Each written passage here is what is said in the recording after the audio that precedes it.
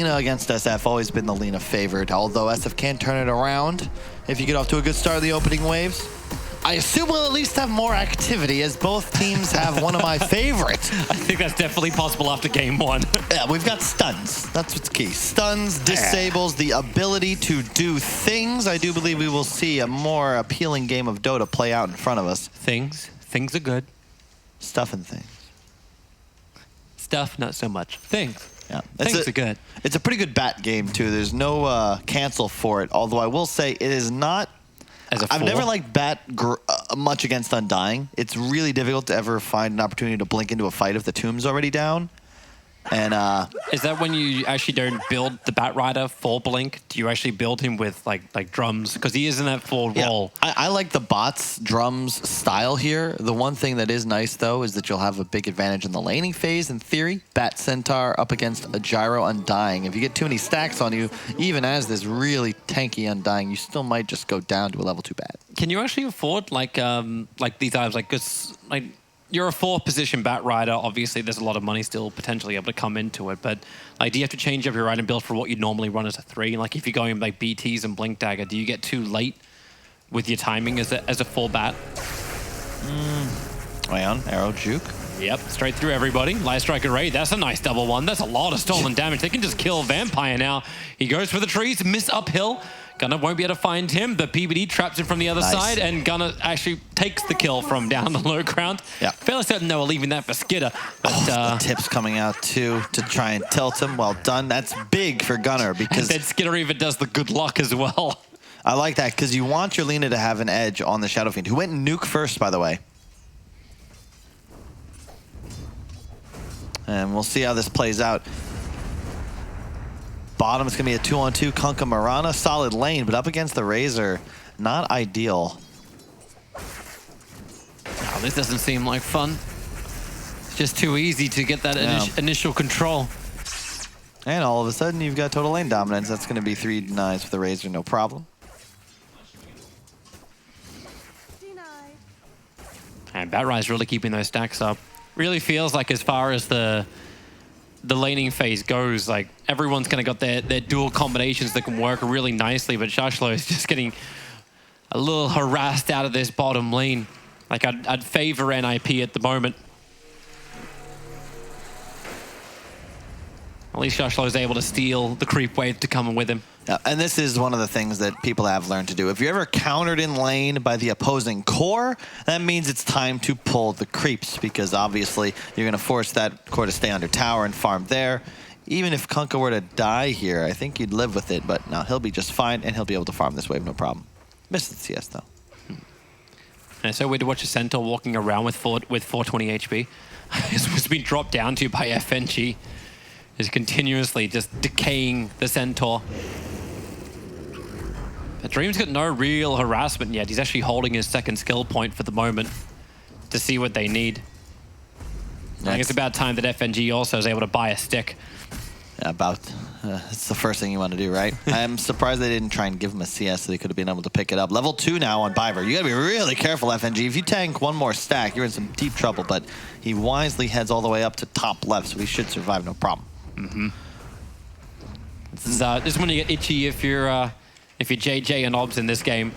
A lot of burst damage can arrive very quickly towards the mid lane, especially as those Razors start getting up in levels. And Lina just has this nice harassment damage with the 1-1-1 build. Fiery Souls, just this harass, harass, harass. Let me just spam again. Harass, harass, harass. He's doing a really nice job pressing onto GPK, who's got the salve, so he should be just fine. Indeed, there it is. Oh. Biver doesn't have enough mana. He's sticky napalming up, but he doesn't have enough for a Firefly as well. Yeah, I'm very shocked he went for a boots first build on a 4 position. I'd get it if he was trying to pull creep waves more often, but yeah, as you said, like no mana regen, no mangoes, no nothing. So, you know, they look at him and they're like, well, you can napalm us a couple more times, but we know you don't have the mana here to actually mess with us. Yeah, even if you get stick charges from the decay of FNG, it doesn't feel like it's still going to be enough. FNG can't spam decay that much. Nowhere near as much as a 20 mana cost napalm. Yeah, so far, only lane going well for Gambit is up top mid. definitely in Lena's favor. Gunnar doing a really good job, but of course it does help out at first now blood. He's got it. The Mango just arrived on the courier, and the Firefly is up, and FNG is almost down. The damage from Dream. Well, at least he'll get a rebuttal into Biver.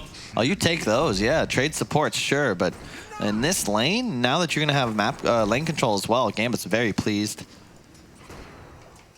Biver gets to come back with full mana, however, and 10 stick charges. He didn't burn them. Same can be said about FNG 7, though. Rune's about to spawn. NIP trying to do their best to control them. Bottom will it be, but Nip... Yeah, Peter's forced to take it. Vampire wants to fight instead. He's looking towards that arrow from behind, and he hits it too. Lena must not have been looking up near the tower. Instead, it just allows GPK to get raise. And he's right back into the game on that Shadow Fiend. He'll have plenty of time. He's got full souls now. Unfortunately, he didn't get the kill, but he'll be cool with that. It's a strange glyph. Who was that? What was that used for? I think it was for top to stop the flat cannon from pushing the wave back, I think. Because now the wave just pushes underneath the tower for GPK. Not just that, but like there's a catapult spawning in 15 seconds. Now you don't have any protection. FNG just trying to harass Biver down. With the homing missile, they can at least keep Batrider under control for a bit. I like how they're torrent stacking too, Gambit. Yep. Shashlo just comes over and gets himself a triple stack on the Ancients. That leap comes a little too late. The bounty runes, all 4 actually go the way of NIP. This feels very similar to game 1 where all 4 of the 5-minute runes went the way of NIP. And now PPD's on the run, the arrow will be able to connect, the Torrent plus Tidebringer will give them more than enough damage. Yeah, Peter's still level 1, but Skeeter is level 5, and he is dominating bottom lane. You can see part of why they love this Razor is just the lane dominance. You've got your off lane from Gambit just farming jungle together. Not the ideal location, unfortunately. As Skeeter continues to just free farm, already level 6 now, and there's a big catapult wave en route. He's got, what is that, 3 archers still surviving. Peter actually moved up towards the top lane. They're trying to help set up, but Piva just gets destroyed. Had the homing missile already coming his way, but with flat cannon and the level 2 rocket barrage, Biva just pops. And PPD's rotation after TPing up here ends up being him, what, triple stacking a camp? Yeah. That's the objective he achieved. What is Shaklo doing here, man? He's like pulling Ancients? He's trying to do, I don't know, but there's a huge wave bottom. He's got to get over here, and if Skeeter's smart about this, he should be able to zone him off tower completely. And just run at him. Don't let him farm this. Very odd. I'm not quite sure what he's afraid of. The Gyro is level 4. The SF, I guess, might have been off map, but like his tower is going to take a ton of pressure. Even so, ooh, SSKB's that one. Would have probably been another kill. I'm also a little interested in like this triple stack on the side. Like it's good to get Biver up, like if they can do it, but it's being used by Gambit instead to deny up their wave. And Undying can just watch very closely. Just decay him up, start removing the life. Oracle again returning to this top lane, but there's a dire observer ward actually watching PPD stack. So Gambit know that Oracle's not nearby. There's only one sticky napalm on the Undying, and now Dream will come in, and with Flat Cannon, he's going to clean up the rest of the wave. Shaklo had a DD. I thought for a second there's a 5 Ancient stack. I thought he might even look to try and do it, but if he were level 7, he'd probably go for it, but just not enough damage yet. If he had like FNG there to help with like a Tombstone or something along those lines, then maybe. Maybe he goes for it anyway. I don't know. He's coming back. He's just gonna farm. It's like, can I swing? I'll take the Mud Golems instead. Oh, so much damage with Laguna, but GPK just tanks through it all. Yeah, she got a little bit more of his life back from PPD, Undying. FNG, Biver able to get on top of him. Not a lot of Dream can really do to dissuade them. And now GPK just gets PP. What is happening in these lanes? I have no clue, man. It's like we're willingly going to find into the tier 1 towers. Like this game, I believe, still means something. We're trying to get the confirmation as well, like what happens in the tiebreaker. And we got an Invis SF now hunting forwards. He will be able to find Gunnar. There's no detection in the vicinity. Will he stick around long enough? There he is. Does not turn around, though. Looks like he'll actually head towards bottom. They want to find a kill on Skeeter, which is quite easy when you consider there is an X-Boat available for Kunkka, but wisely, Skeeter gets out of dodge, knowing that there's no Shadow Fiend on map. Trying to make a play now for the Undying. Yeah, by FNG. Yep. FNG will be the sacrificial lamb. 4 of the kills of NIP. 3 of them have been on FNG. And Gyrocopter quickly to bottom lane. TP's out, doesn't want anything to do with it. And I see an Invis Shadow Fiend ready to come up. Raise 1, raise 2, and the long one, too far away, but Vampire jumps in, has to leap once again to go underneath the tower, but with a Kuna Blade, he actually gets the kill. Even Stampede was there to help him out. Turns it around. Cold-blooded ex-Vampire. Even gets a little taunt. Not bad. Slight lead for NIP, and they need this W. To your point, I'm fairly certain that head-to-head would be your primary tiebreaker, but if NIP were to win this, they'd be tied in points with Gambit. It would be their head-to-head would be 1-1. So the only thing I've heard so far, and I'm sure Paul will break it all down for you at the end of this. That's look, why we pay him, right? Liquid dropped that first game to Quincy Crew. So, and Wind and Rain also lost to TNC. So if NIP can win this game, I do believe we would have a tiebreaker scenario because both Gambit and NIP would have 5 points and a 1-to-1 head-to-head. So unless there's maybe it's like Nudestattle score that would be the deciding tiebreaker. It is. It's something along those lines. But now, as I said, like Paul will run us through all of this one. But the easiest way for Gambit is just to win this game, and then they're guaranteed that upper bracket position. If not, we go to the judges. It's Razor, man. Level 10, 10 minutes, and he gets so much XP. He fortified prematurely, and now a 5-second arrow from Murata. That was on purpose. He wanted to ensure his catapult stayed alive. Don't you doubt Gun Daddy. The catapult's about to die and does not reach the range of the Tier 1 tower. But at least Skinner has removed that top Tier 1. Dream's taking care of the bottom, but Biver will be here to try and get some level of defense, but he doesn't want to go that close to the Gyrocopter. And this is just Universe finding the farm by going in so deep. Another long-range arrow. To block the catapult. To keep the catapult alive. It's 50 damage a hit, man. Bottom. They got the X. He did. And they actually used the whole combination from the Kunkka. And sure, there is no rebuttal, and this will be... Well, the catapult dead are harder to kill Tier 1 tower. Oh, middle lane, Yule Scepter, Gunner sends him up. Light Strike Array will connect, and with the Stampede forward, Universe will get there in time for the Hoof Stomp, meaning those charges of the SF are not enough to keep him alive. That's a great usage of the first Yules. Make a rotation around Gunner. You can't find that kill on Shadow Fiend alone. And he has, he's now substantially ahead of GPK, who's also going for the Yules build. Risky in this scenario. There's so many stuns on NIP, not to mention Oracle could purge that off with a well-timed Q. Need some mana there for Vampire. Oracle, yeah, you can try and regenerate yourself up. It will work. Now Gunner, here we go for a Yule Scepter once again with a Light Strike Array. You thought you can kill my captain? Think again. Luckily, Vampire spent his gold. No, he didn't spend his gold actually before he's sitting at 1200. He's playing very aggressively. Not sure what the idea is, and looks like they did clear that bottom Ancient stack for the Gyro. It's still at 2, but it was bigger just before. And now he's going to be going straight for the BKB on Gambit's Gyro. So they're looking to hit a timing. But I'm not sure if you're ever really able to fight into NIP there. He's got so much lockdown. Although they don't really have anything to pierce that BKB, with the exception, of course, of the Link and the Lasso, which I guess is enough. Unfortunately, both kind of new to the Gyro, so not sure if that's the choice you should be going for instead of, say, a Rushed Ags or Maelstrom, but we'll see how it plays out. They're trying to go after Gunner. And there's so much support next to him. Stampede's off cooldown in 20 seconds time, and Oracle has False Promise available. So whoever you go on is never guaranteed, and Peter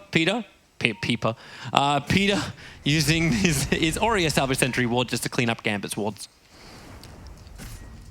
Yeah, checking out the map. Similar to the previous game, both sides just mirroring. Of course, Gambit this time have lost their mid tower early on, which makes it a lot easier for NIP to play this advantageous high ground around the top shrine. I do like this from Gunnar, where he drags the creep wave. He doesn't want to go into the mid lane, so he uses the slave to drag the creep wave up to where they are. It's already pretty well established they're here. Now the Light Striker Ray Shashlo, he just walks up the hill into them with the Stampede. They stand right on top, and goodbye Kunkka. Support does not arrive. GPK also missing that first raise. And there's more to come. FNG on the run. Your Scepter is on cooldown for Gunnar. Oh my god, he keeps hitting all of these Light Striker rays, and just Gambit are willingly running in. It's like they just want to get to the main event already, win this bracket or not. You don't walk up the high ground with no vision, Toby. Especially after the Lina dragged the creep wave up there and revealed position. They're there. You've got vision behind the mid tower and in the Radiant jungle. There's no one home. It's just that weird moment where you're talking about how it's telegraphed that NIP is sitting up on this hill and they want Gambit. Yep. Oh, let's walk up. Like if he wasn't the Abaddon, then it would make sense. Kunkka TP stop. Gonna look to defend. Has that Hooded Defiance up and running. Mm-hmm. Very effective on a pipe next item. Try and ensure they can help survive the Lina combo. Moonlight Shadow, but the Illusions are attacking Undying as he walks underneath the sentry ward. Everybody is coming over from Gambit, but there's no one in range for them to initiate on. In fact, there's only even 4 heroes. It's a 5v4 up on top. Undying will drop an Observer ward. But there's a Blink Dagger on the Centaur. They can see it under the obs. They're not going to go in here. There's too many dire heroes standing on top of the rune, and they're going to get both bottoms uncontested anyway. I got to say, I really like Gunnar's decision here to buy the bots early on. You have a blink on Centaur. Bat is also rushing a blink. This means that he can just farm to his heart's content, but at any moment, if one of his helpful support type heroes gets an initiation off, he's able to TP in, find that kill easily. It's a really nice item choice when you've got that solo pickoff potential with multiple heroes already on your team. The arrow is finally able to connect on a catapult. Hero is not standing in the way this time. Skeeter just farming. He's going to go for the BKB next item. Once again, Nip playing around that timing. They can see the obs. Your Scepter from Gunnar. He knows. Oh, stomp. Universe jumps in, but Dream is there. But the Light Striker Ray catching out on 2, even without the Ether Lens, but with the X-Mark Torrent combination, the arrow, he actually went from one side of the arrow to the other. Lasso will pull back in the Gyrocopter. The Torrent's still going to be absolutely perfect. Skitter's in the middle of this fight. Another great hoof stomp from Universe, just keeping Gambit under control so NIP can back up away from the Requiem and get into relative safety as they mop up the tombstone. I want to see that one again in slow motion. The X-Mark jumped him from one side of the arrow to the other, dodging the stun. I thought Gunnar made a mistake there. He stopped to hit the rocket, which meant he was then stunned and able to be killed. Here we go. Somehow they whiff. A nice initiation there from Yudi to immediately turn back. Good double stun from Gunnar, but watch, he hits that. Now he's in a really rough position, so he catches the X. And what? Did it pull him behind the arrow? Yeah, it did. The X actually just, it's an instant TP, so it's not like he actually gets dragged back. That's some Nightcrawler type style right there. Unintentionally executed, of course, but Gunnar, as you said, barely surviving, although Peter was there with ultimate ready. You say unintentionally executed, Kunkka's like, no, I can't put this down now. My combination timing works the other way. Biva begins his TP out. If he can see him in time, X-Mark, yep, get over here. Combo's gonna hit. And with the raises from GPK, they have the damage output to get through that Bat Rider. But he only loses 6 gold. Why? Because he just finished that Blink Dagger. It'll be ready to go as soon as he respawns. No problem for him as continuously Skeeter just pushing out this top lane, trying to finish his BKB while also applying damage on that tier 2. Same build for GPK. Brown boots into Yul's BKB is the goal, but he is not doing so hot.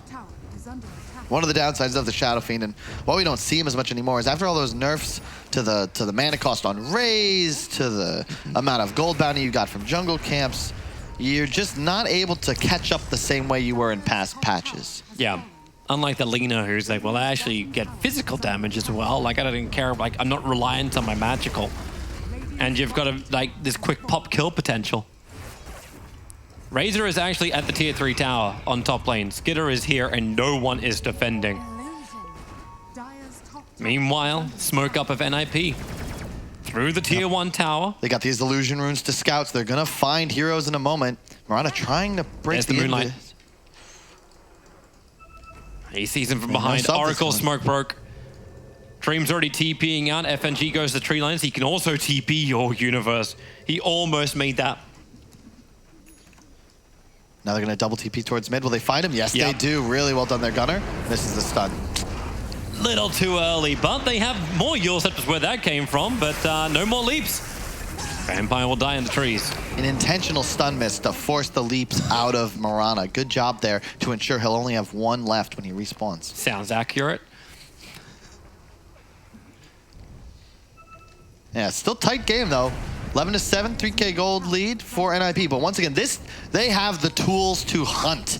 Previous game, they had a team fight edge. This time, just more ability to slay. Double blinks. Undying, able to get his ulti off. He's trying to get the tombstone over on the hillside, so they can't really fight it, and now it will come down while Skidder being caught underneath the ship. The Stampede is out, got stunned up. False promise from PPD, breaking Skidder free. PPD will lose his life for this, however, and the heal into Skidder, it doesn't look like it should really be enough. It's barely enough for him to survive. Gunner creating space, but X marks the spot. Drive Skidder straight back into this fight. They've got the ability to hunt, but do they have the ability to 5v5, especially considering SF Toby wasn't there?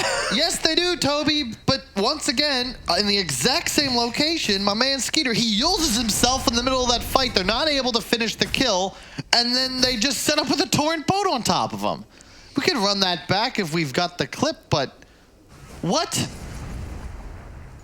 It's been interesting. It's been very interesting. Void now here. It's like, okay, yep. We need to stop fighting around that top area of the map. Didn't they even have vision there? What? They had no vision on the hillside. And once the tombstone came in, like it was Undying who walked up, and that was how Gambit got vision. Yeah.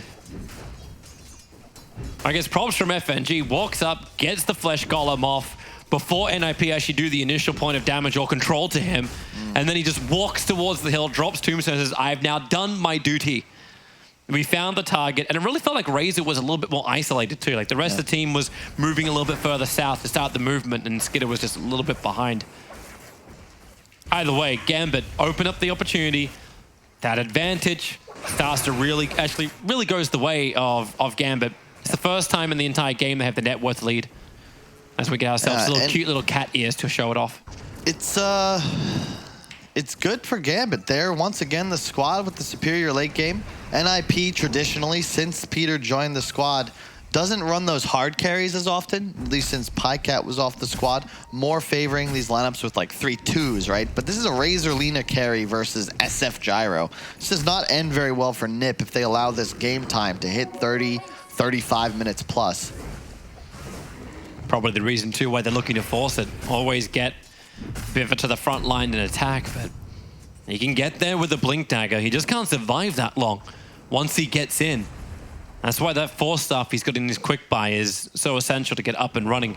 So then they can play in their position away from the gyrocopter's damage, away from the combinations. All right, Gambit are running in. They saw Razor with the plasma field, and Skidder wisely TPs away to safety. That'll be a tier 1 for tier 1 tower trade-off. Gunner's pushing the bottom lane out. And he's still in full hunt mode. Like Shadowblade BT's Yule Scepter, he can just start solo killing some of the heroes on the field. Maybe not the Kunkka. And probably not the BKB SF. No, probably not indeed. When I say some, I mean a limited pool of Gambit heroes. It's time to reduce that number. Yeah, the thing about these Blink Daggers, it's something we've discussed in the past, but they don't help you farm. They help you find kills. If you're unable to do that as NIP, the raw stat items on Gambit will start to pull them ahead of you. I mean, consider you now have a Force Staff on Shacklow, like that decision. You're playing against a Razor and a Bat and a Centaur, always a nice pickup just for that added utility. You've got a BKB though, finished on Skeeter, but the Invis is coming. Gambit on the hunt.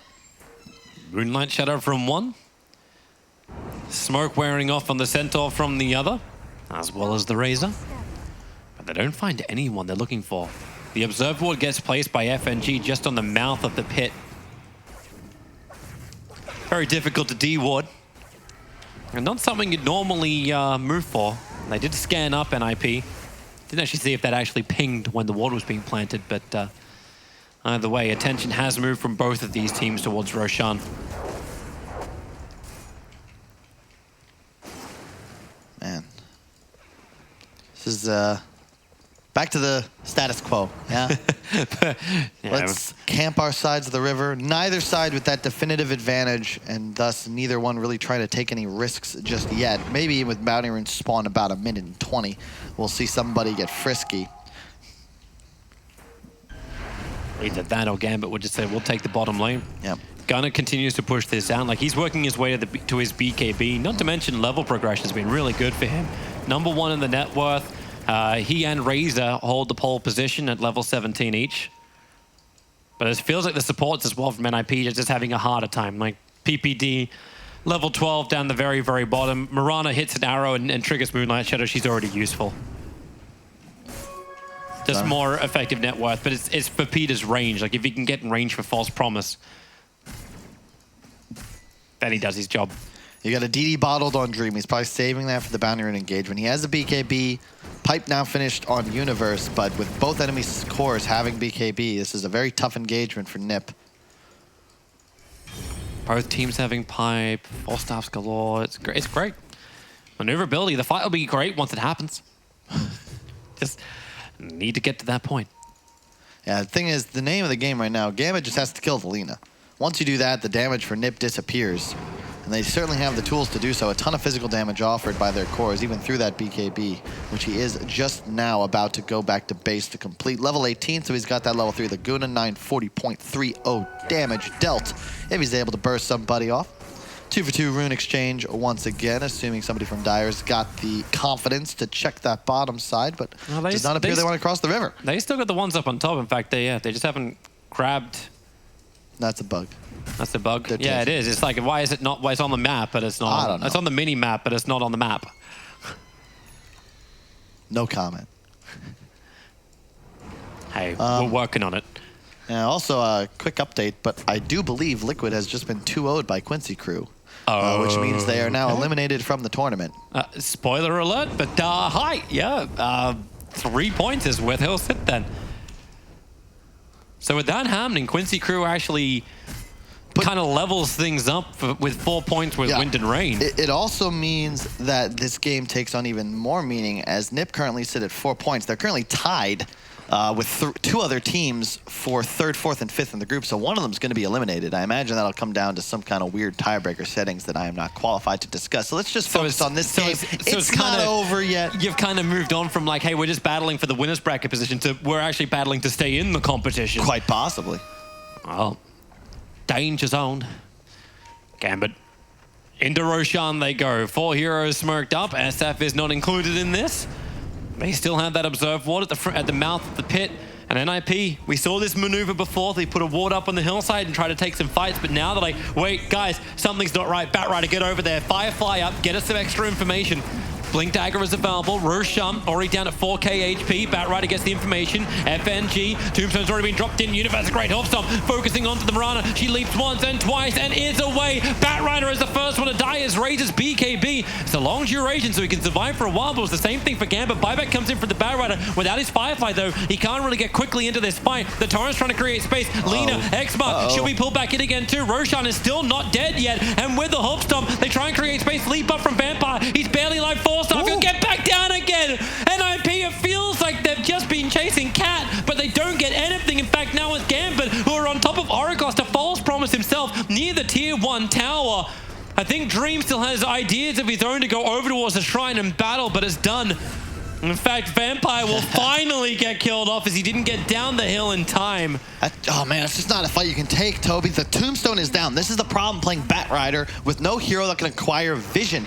You need the Razor to get in there first so that you're able to blink in from the side, pick somebody off, but Gambit have double BKB. You get into the pit, sure, they're just going to pop them, use all their spells. Oracle, Centaur, Bat, they want no part of this engagement. And once the BKB on Lina fades, he's got to play incredibly conservative.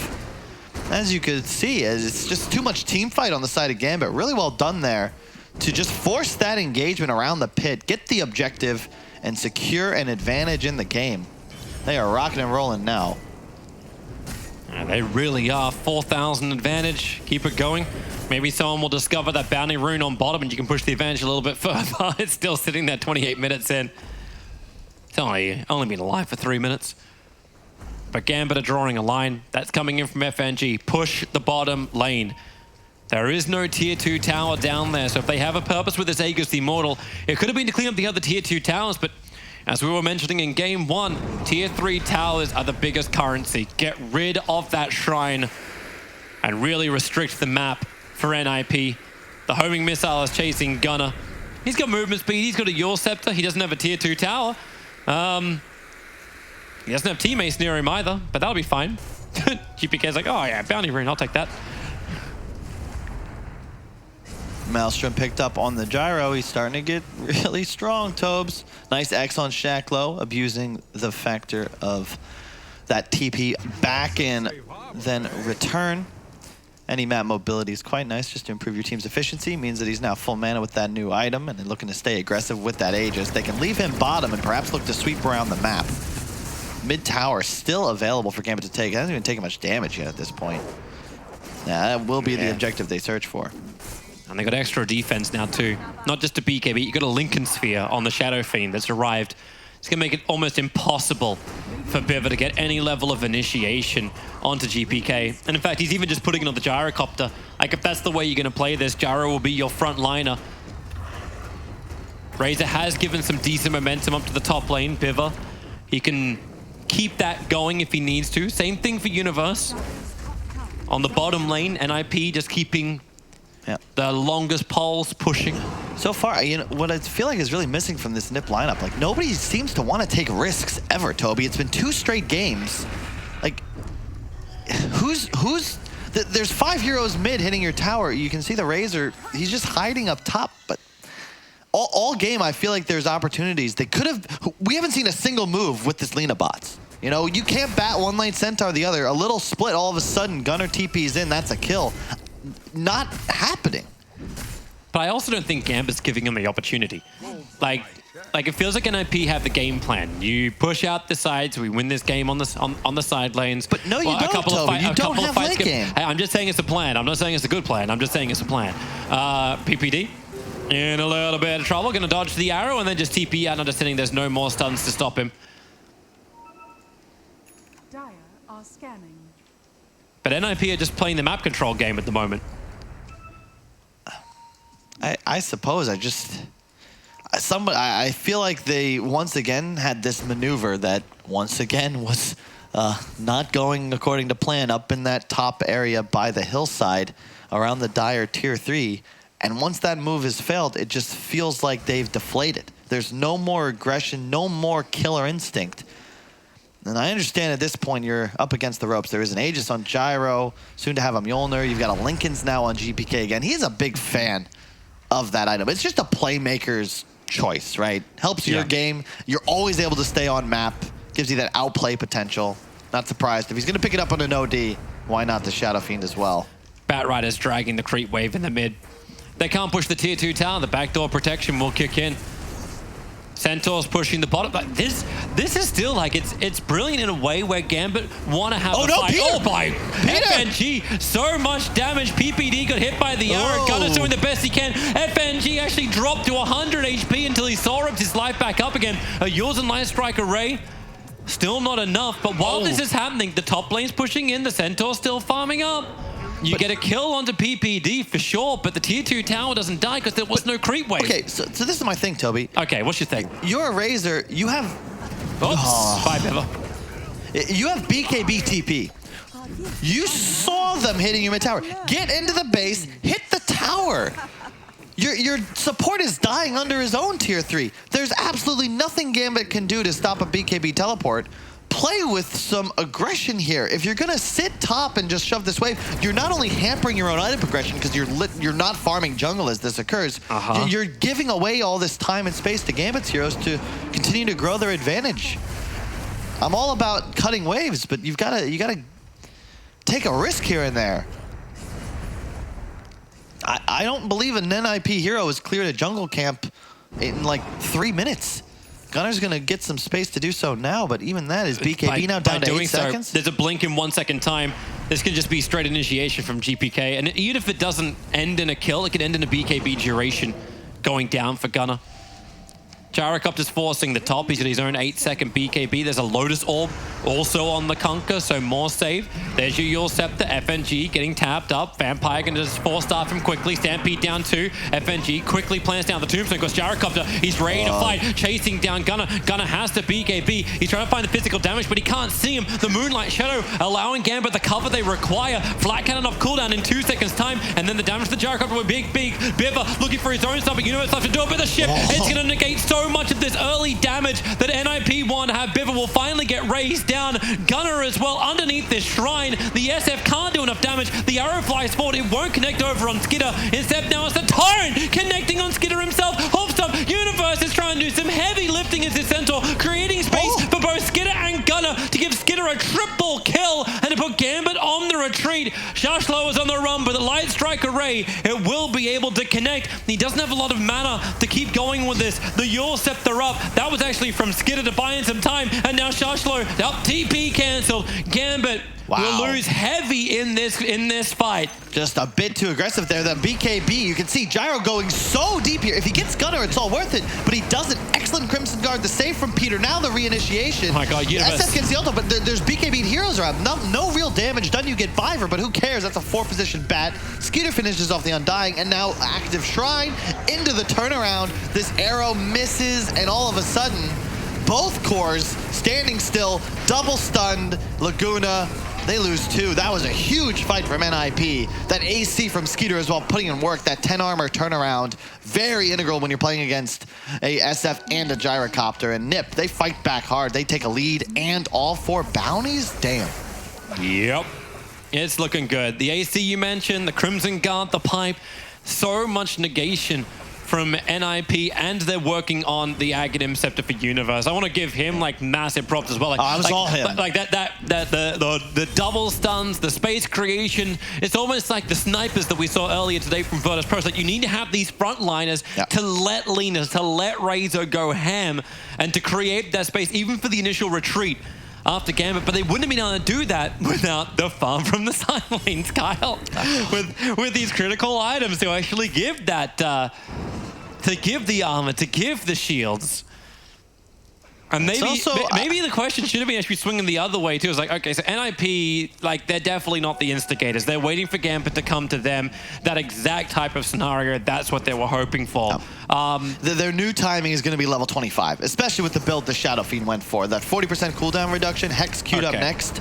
He'll then have a faster re-up on his Linken's BKB, Yule's the Hex, all of these items. Suddenly, he becomes that spell-casting extraordinaire we've seen many times from players such as So is that Miracles. What they're just waiting for? They're waiting for the 25? They're waiting for these lower cooldowns? Like, after that fight. Is there a better thing that they can do that's something they can improve on from that last fight? Oh, you can't squander your BKB chasing Alina moving away at haste. Okay, good thing you improve. Your fight for Gambit is all about that boom team fight with both the SF ulti. Unfortunately, that engagement, it was only used to kill the Bat Rider, and BKBs were utilized already. You've got to be careful looking to continue chasing when there's a Centaur, and Alina, and an Oracle on the other team. They're going to be able to turn things around. Even though Gunnar at 400 health, it doesn't matter. He's got all his spells and plenty of mana. Now with the Daedalus and a DD bottled, he is a huge threat. All right. Clean up the sentries, look to Roshan. He will respawn in 38 seconds. There's so much momentum on the bottom lane for the Radiant side. They're always pushing out the top. Of course, that's just easy money for Dream. Trying to complete up that Satanic. He's actually got the Morbid Mask already flying out to him. Some extra sustain. So it's Gambit who need time now. Still very much anybody's game, however. As we can see, these fights are coming down to a razor-thin margin. If there's no Shrine there, that could be a completely different engagement. It's also cool, it just seems to trade back and forth between which team actually finds these kills. Yeah, but as this game goes longer, you see that swing being a lot higher. Like you change it up by about, what's that? That's 12, 14,000 in the experience. Net worth's pretty high. Tombstone being dropped down by FNG. They're looking for a target. Centaur having to run this one off. Where's that X-Mark Torrent? They're going after the Centaur, but that's a Centaur. You don't want this. You want something better. Biver goes up, and here comes Shakur down, well away from everything. No one from NIP is looking to engage here. You cannot chase up the high ground, Gambit. You already made that mistake once. Don't make it again. Be very cautious. Not just that, they have no gyro cooldown now. NIP looking to get aggressive again. Why does Dream's actually starting on Roshan? He got bashed up, so he's a little late to get out of the pit. Universe obviously not having this information that we have, so he wasn't just going to jump and go.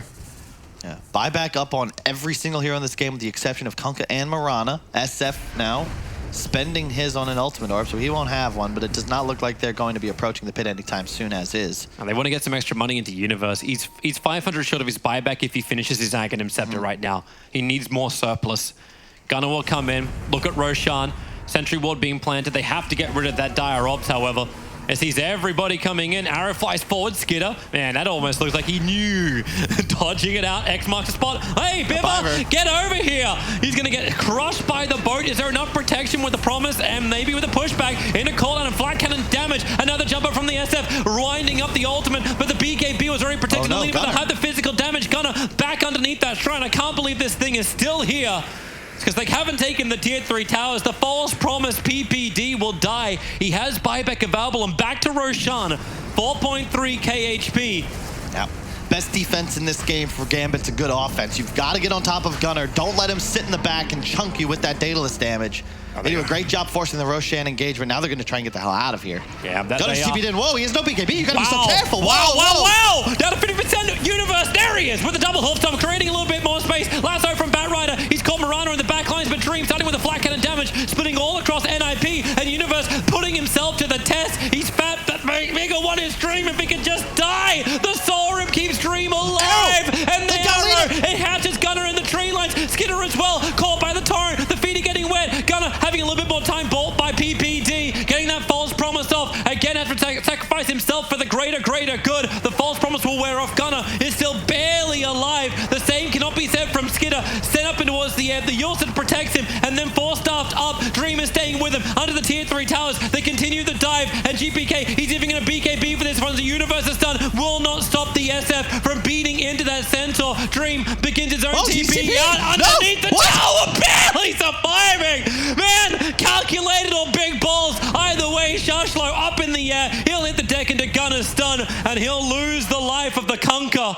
But somebody, the runes. I can hear Bulldog in my ear right now. All 4 still on the map.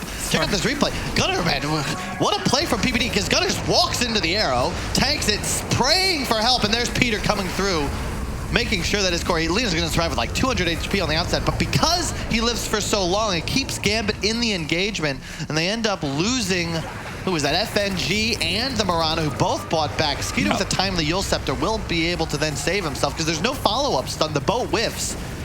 Nice pushback from Biver as well to keep Gyro away. They do lose him eventually, but Shacklo and the gem go down because it just took so damn long. Hang on, more action coming. Yeah, they're chasing after Biver, if we're going to start calling him that now. SF blinks himself forward, has the scythe, actually puts it over on Gunnar. A quick stampede. This is Aghanim's upgraded, but it's still not enough to save Biver. Oof. They do drop the tombstone, however. That's maybe feeling like NIP would come out. Yep. But without the tier 3 towers dropped, Gambit still can't remove these shrines on the map. And that's going to be big. I mean, now there's no more Aegis as a part of this game. Yeah, no Aegis. Won't be up for a while. 5 minutes on the first respawn.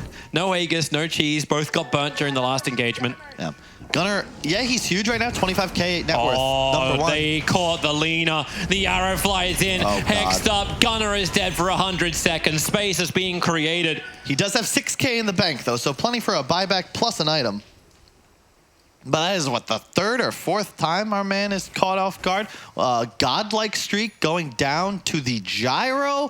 That is less than ideal as he now closes in on that butterfly, only 2k away. And we've discussed this. There's no MKBs purchased on the NIP side. So sure, that Daedalus is a ton of DPS, but all of a sudden you're doing 35% less because there's going to be evasion up on that gyro carry. Level 25 now as well with 3 charges in the homing missile. Just attack faster with plus 100. Do it, Skidder. I think he's also tossing up at the moment if he wants to finish up his Satanic, but he needs the buyback available. As here they come, Lena's buyback is up. Will she decide to use it? Field trying to create space as the Tombstone will stand with the tower. The lasso, they got him! They did not get the lasso off in time, but Gyrocopter protected by the BKB, just TPing out under all of NIP. Away to safety. They have no gem either. They lost it. Wait, someone have it? No, it's on Uni. They might find Shaklo once again. Biva has dust. He's not using it. Shashlo is waiting in the tree lines. Here comes the arrow. Oh my God. Almost hit on the Bat Rider. He'll get out. And so will Vampire. They all retreat. That's the dream. And now the game is so simple for Gambit. They already want to target the Lina. Now he's got no buyback. He'd be dead for an eternity, effectively, if they're able to find him again. Got no buyback, and BKB's on cooldown for 35 seconds. And it's also now just a 5-second duration. You got to be, I mean, credit to Uni. He's 3-0-11. The man is playing out of his mind, doing everything that he can to keep his teammates alive. They seem so focused. He's like he's like a parent of a twin 4-year-olds. They do everything they can to harm themselves, and you've got to do your best to keep them out of danger. Don't play with the diapers. Don't play with the diapers. They're full. Get away from that one. Away from the sharp knives. Arrows are fishing for information through the trees. It's sort of right. There's to pick the other side of the mid lane. Mass homing missiles get to fly forward. They're all being cleaned up because Lina and Razor just attack so fast.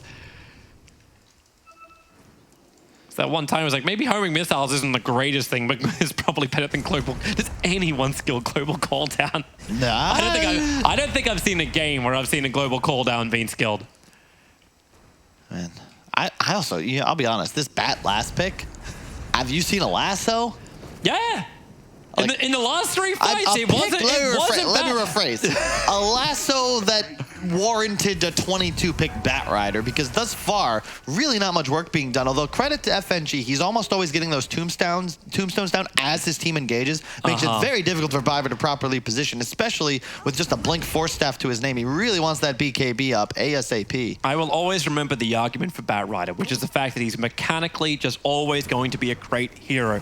Vision, maneuverability, able to pierce the immunity. It doesn't matter as long as you can grab your target. And he did grab the Gyrocopter. He instantly forces the Gyrocopter to TP away when that fight began. So he diffuses the situation. But I get what you're going for. You want to see him start the situation. And soon Gambit, they're closing in on those huge items. I mean, you've got the Butterfly now on Dream. He's nigh indestructible. You're going to have an E-Blade to peel physical damage away from his allies on GPK. And keep in mind, he's got that cooldown reduction and all these active abilities.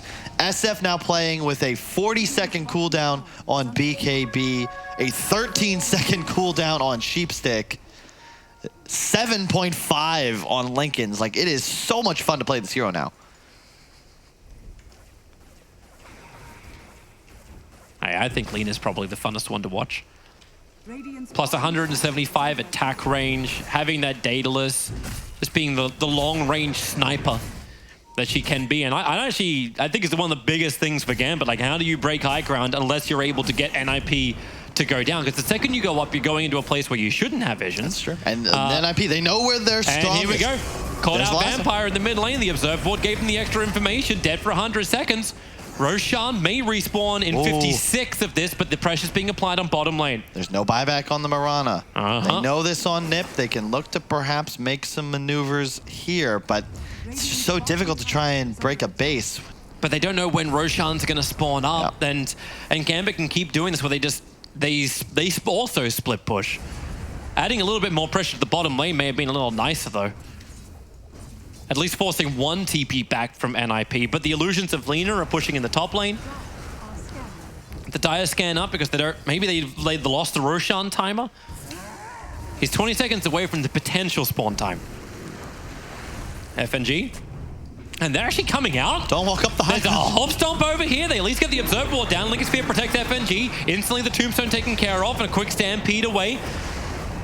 And still Dream wants to try and take this fight, but has he got the life? He's still got the Titanic turning attention over towards Gunner. BKB duration. It'll last long enough to get away to safety, but Skidder still in the middle, just walking through. I don't know. He is in the wrong part of town. GPK's getting the Requiem off, but it's only Centaur who's close by, trying to create more space. Tom will catch him out. False promise, buying more time for Universe. Mirana's still not up. Oracle low on life. The Ghost at the bottom, a little bit more time. Now it's back over to Universe, but Skidder, the re-engage, the Lina, the cannon from range, doing the work. Gunner's so low in life, being chased down by the zombie. The E-Blade pops, so at least he on attack. X-Mark spot, pulls, get it back in once again. PPD's giving all the life he possibly can, being totally ignored by Gambit. So Laguna can finally connect onto Dream, killing him off, and now the chase happens towards Conker. Everybody go invis. The sentry ward's planted. He's right on the edge of detection. Will hit the deck, turns for one attack. Vampire's there. The buyback's coming thick and fast for Gambit. X-Mark, Torrent, arrow flies through. Hits absolutely nada as Razor still protected. PPD ensuring no magical damage is able to connect as Roshan has spawned up. And the question will be, fight or Rosh? You gotta try and contest this Rosh if you're NIP. You don't have the buyback on Gunner. He's gonna come back in, reset, full mana and HP.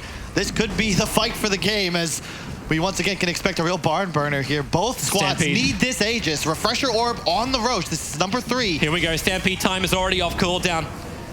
It's getting low. Roshan, very, very low, 2.3k. Watch the timing for it. Here comes your ship, your Torrent. The BKBs will protect him. Roshan snatched by FNG. He gets the Aegis to the Immortal as down comes the Razor. Bit by bit with Laguna. FNG will join him, but that just means more tombstones for NIP to deal with. Razor will buy back, TPing out towards the Shrine. Gunner protected enough by the false promise. The damage from GPK is not going to be enough. Another Hob Stomp. Universe, create as much space as possible. Skidder, look at me. I've got a disco ball as he moves over a little bit further. SGPK blinking forward, searching for PPD. Glimmer Cape, one raise, incorrect. Second raise, he's holding it. There's the Observer Ward to give the vision. 3 heroes from NIP, down without buybacks.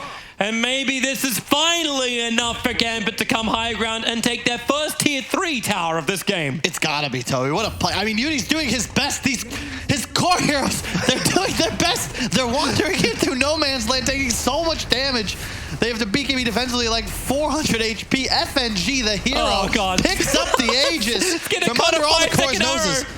I'm just waiting for GPK to jump in and go for it.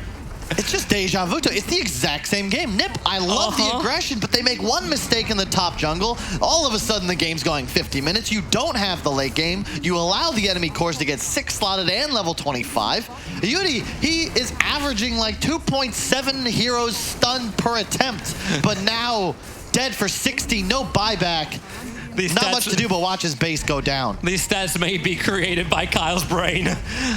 Full megas is what Gambit's going for. They want to ensure it. By winning this game, they lock in that top bracket position, a winner's bracket berth.